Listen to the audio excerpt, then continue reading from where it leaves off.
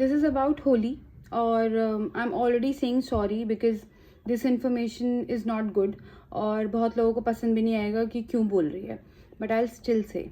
पहली बात तो जो हमारे लड्डूज़ में, ठंडाई में और पकौड़ों में जो पदार्थ यूज़ होता है जिसको हम आम भाषा में भांग बोलते हैं, वो एक्चुअली में उसके अंदर एक एक्टिव इंग्रेडिएंट जो है वो है THC।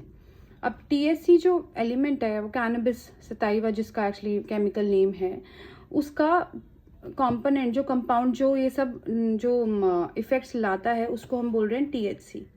अब THC वैसे तो बहुत बहुत मज़े आएंगे अगर आप नॉर्मल हैं, सब कुछ है।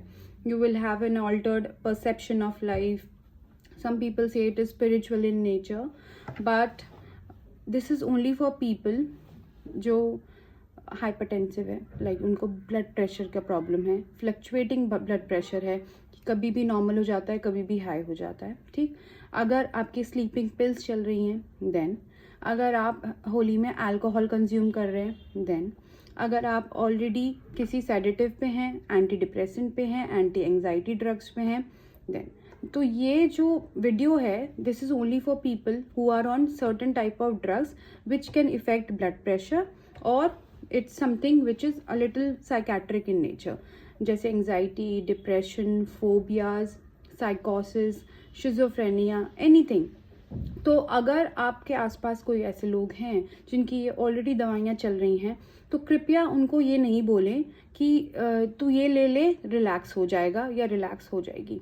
नहीं, ज़रूरी नहीं है कि जो इफ़ेक्ट आपकी बॉडी पे उसका आ रहा है वही इन दवाई लेने वाले पेशेंट को पर भी आए।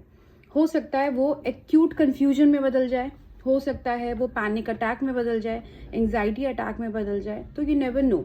तो ड्रग्स के साथ जो THC का इंट्रैक्शन है वो अच्छा नहीं है, तो ऐसे सिचुएशन में भांग नहीं।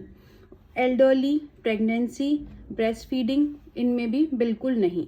तो bhang is good if you are having a party, but if you are already on medicine don't take it. दूसरा, एक ये चीज़ आपने ज़रूर सुनी होगी कि मैंने तो लिया था, मुझे तो कुछ नहीं हुआ। वो होता है, आपको पता नहीं चलेगा, क्योंकि अगर आप उनकी पूरी स्टोरी जानेंगे तो आप पाएंगे कि वो 2 दिन सोते रहे, तो 2 घंटे लगते हैं उसको कुछ करने में।